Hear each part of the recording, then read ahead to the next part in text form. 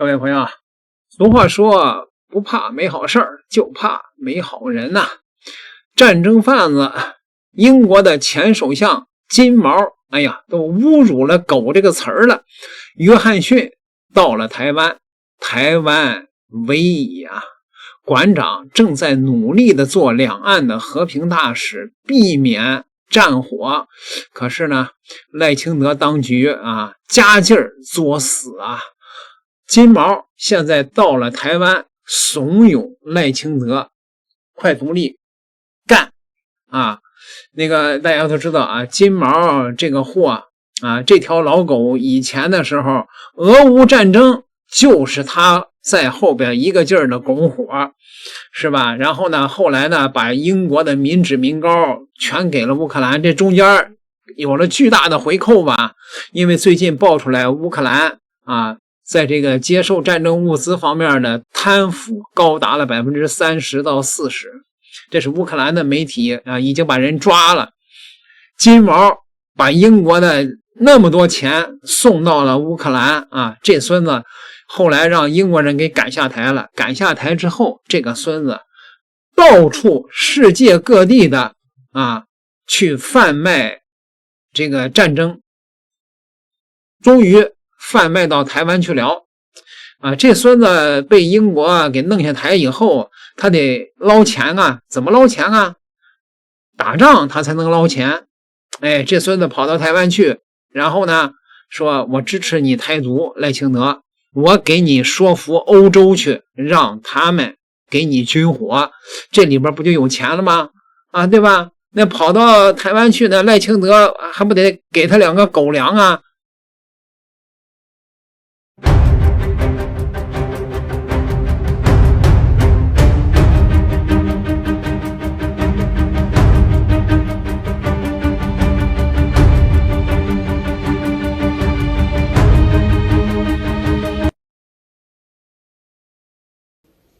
As China intensifies its pressure on Taiwan, I hope that we all, the West, America, the UK, all Europeans, will have the courage not to tiptoe away, not to be cowed by our desire to be deferential to Beijing.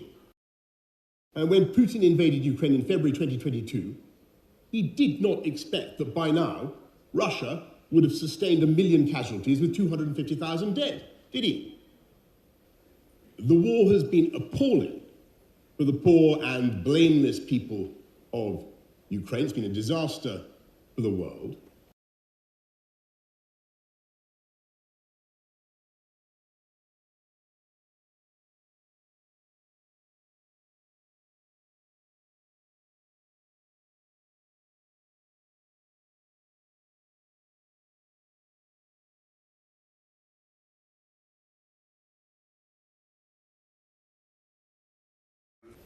，Our government remains committed to maintaining the status quo and ensuring peace and stability across Taiwan Strait. At the same time, we will deepen partnerships with other democratic nations to advance global prosperity and development.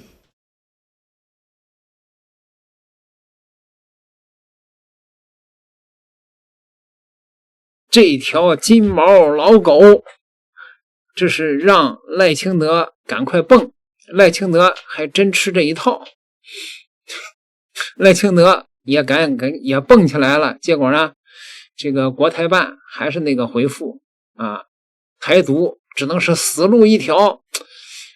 我以前呢给大伙说过我说馆长其实是台湾人民的某种意义上来讲是救星。佛有金刚怒目，也有菩萨低眉，馆长心中是有着一颗善良的心的，他不希望台湾遭受战火。可是没办法，如果台独的这帮人，对吧，像赖清德之流就是要作死，你也拦不住，因为现在政权在他们手里边，还有像老狗约翰逊这样的坏这就可以说是坏人吧，啊，所以真的有可能啊，发生武统的时候，那也没办法了，武统那是最坏的选择。而金灿荣金老先生也出来说了，说现在如果不抓紧这个时间跟中国谈和平统一，对吧？然后呢，获得一个一国两制的一个特区的身份，等到武统以后，你们就别想了。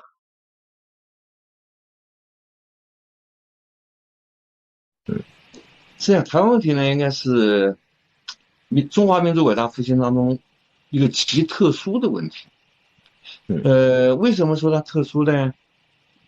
就是它法律上肯定是我们家的内政，是吧？这个国家统一问题是我们家内政啊。但是呢，因为历史的原因嘛，确实一直有国际势力在干预。这个两岸为什么分离这么久啊？一重大原因就是美国的干预嘛，对吧？所以它是一个比较尴尬的一个情况，它不是纯内政，也不是纯外交。纯外交简单了，就中东事务、非洲事务，我不管就完了嘛。它台湾又是内政，你怎么能不管呢？对不对？所以这是一个难题。然后它又不是纯内政，纯内政比如说房价呀、农产品涨价呀，那都我自己说了算了。所以它很尴尬，它是内政法理上，但是你又控制不了，知道吧？然后它也不是外交，你又不能放弃啊，所以特别难。所以它是民族复兴当中一个难题吧。但是应该讲，台湾问题现在有个根本的变化，就是大陆的力量真的上来。我不是军事专家，但是我老军迷啊。我认为从纯军事角度啊，我们是可以解决的。就比如今天晚上习主席下令了啊，那很快就解决了，知道吧？那个可以，比如说下周末我们做节目，可能就讨论怎么战后治理啊，就这个。但是当然，那个军事上没有问题啊，只不过呢，就是党中央考虑比较复杂嘛，他考虑到比如说历史的评价呀、战后的治理啊、国际影响啊，现在主要的他可能考虑就是经济影响吧，是吧？希望把这个代价搞小一点，知道吧？不是说军事上真是没有问题的，大家可以放心。这个主要就是他的综合考虑，觉得现在还不是很成熟，知道吧？好，那么回到杨生刚才讲的马英九讲话呢，马英九讲话应该讲是他内心的体现，对吧？就是他提了这个一定要征得台湾人民的同意，对不对？还有民主原则啊，什么东西啊，挺好听啊，但实际上按他那个说法，其实你就不可能和平统一嘛。他要求和平统一，又要求台湾人民统一，像台湾的整个社会是泛绿的，对不对？他就不同意，对不对？他现在把你弄到一个那个逻辑陷阱里面去了，你必须和平，那和平的条件必须台湾同意，那台湾人绝对不同意，对不对？那不就按照他那个说法就永远不能统一呗，对不对？当我的理解这样的，由于大陆现在已经处于力量的绝对优势啊，所以台湾作为一方总体的影响力是下降，是吧？不管它岛内怎么演变，比如说啊，赖清德的大罢免就是成功了，这个蓝营还有个别的白营吧，柯文哲那边好像也被弹劾了啊。如果都清理了，都变成绿色，他肯定在内政方面他赢了，但是其实对两岸关系解决反倒简单了，知道吧？没有人来忽悠你了，对吧？全部是民进党啊，那他到时候简单的统一抓起来不就完了吗？不用谈了，谈什么谈？对不对？直接往各省分，因为到时候抓的人会不少，各省分点人啊，就完了。其实我觉得他简单化了嘛，这个问题，对不对？因为对手全是绿营，那都多简单了。所以呢，我觉得越来越台湾问题最后的决定越来越取得中美，就台湾边缘化。取得中美，台湾其实就是他老觉得他是那个棋手，知道吧？他顶多是个棋子，然后呢，我觉得中美呢现在两种情况，一种情况呢就是老特认为啊是有可能他来妥协的，对吧？在这个问题上，他不太重视台湾，因为台湾是没什么价值。那个，像以前老特说台湾是民主亚洲民主象征啊什么的，还有是联盟体系的象征啊，抛了台湾就抛弃民主，抛弃联盟信誉啊，老特不太在乎这些东西，是吧？那个，所以我觉得老特再也没等这个机会。他趁着现在台湾还有点涨工艺，他没准想卖个好价钱，是吧？有一些海外有些声音说，这个老川想要这个在确保啊他任内，他说你们别把我这张牌拿走，至少在我任内你不要动啊。这个他好像是希望向他国内渲染这么一个营学啊，这个不知道您怎么看？是这样的啊，就我了解的，我们党中央其实在台湾问题上没有时间表的，就是根据我们的发展啊，根据我们各方面的准备啊，我们自主决定，从来不依赖外面，比如说是不是美国给你一个机会啊什么的啊，我们就是这样，就如果赖清德宣布台独，那我肯定揍他，是吧？当下就揍，但赖清德现在也是，还是这点基本常识，他不会给你那个啊。他是实质台独嘛，你看他不会给你这个借口啊，所以大概就是这样，就是说台湾呢悄悄在台独，然后美国呢还在干预，然后我们这边呢也在准备啊，但是呢就我理解应该是没有时间表，它是根据各方面事态发展到时候再说。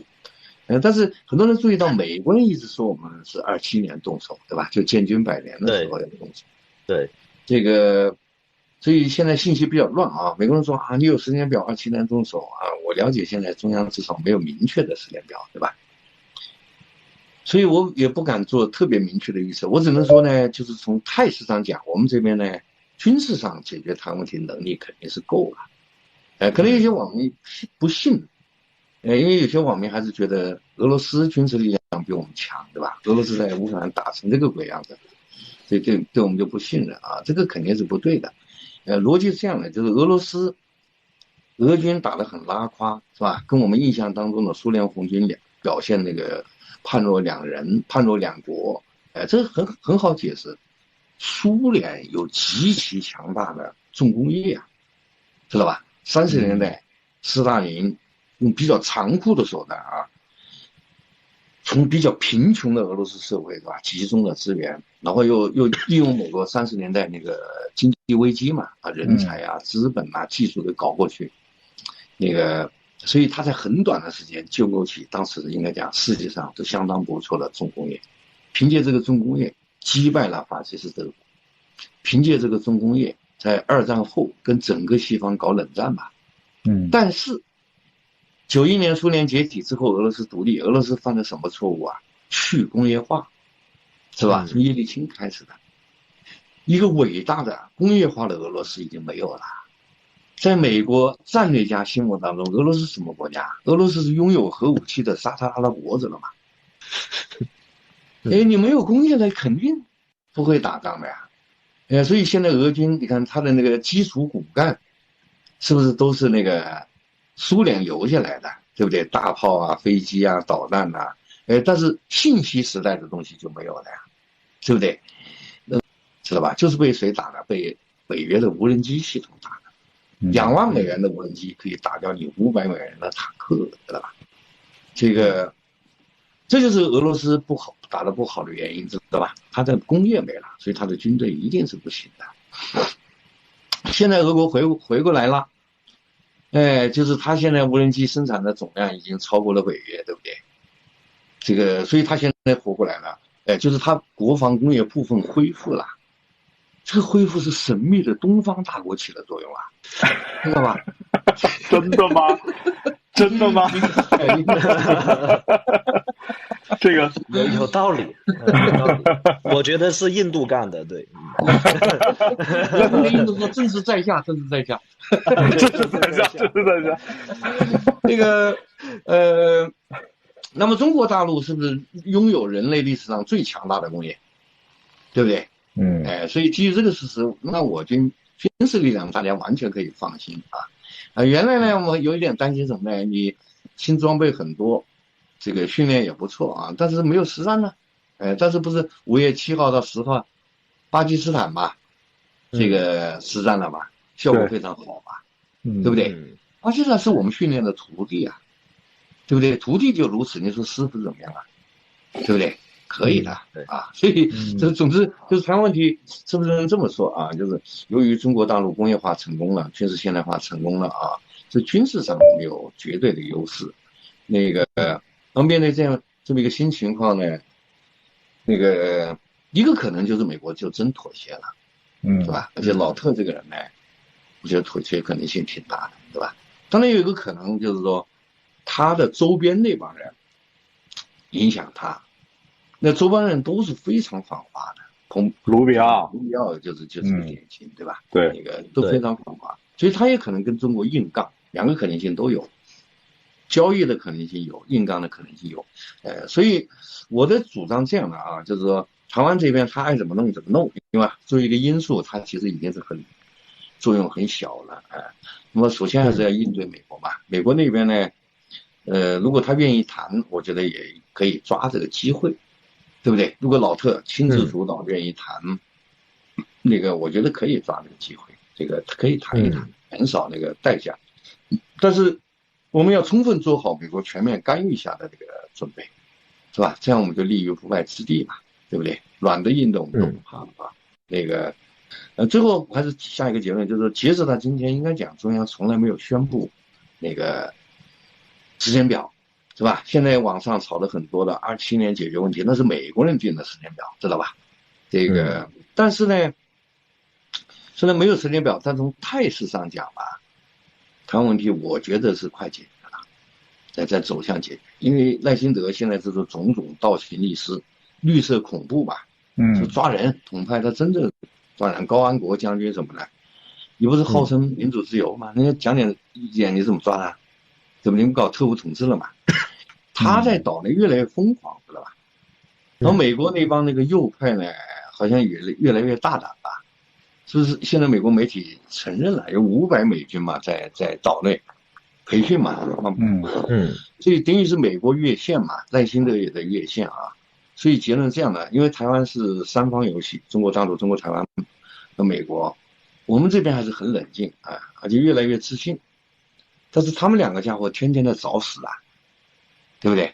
所以结论这样，我们是没有时间表，但是从三方游戏的态势上讲，我直觉啊，台湾问题解决啊，为期不远了，而且武力解决可能性大，也因为是武力解决，他可能就没有，他不是谈判了，就没有台湾特区，知道吧？应该就是中共台湾省委直接管理了，最后。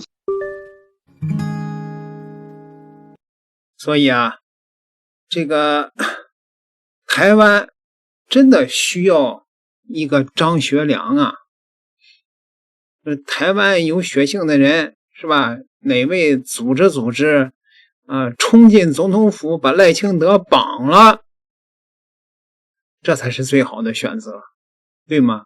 各位点个订阅，咱们下期再聊。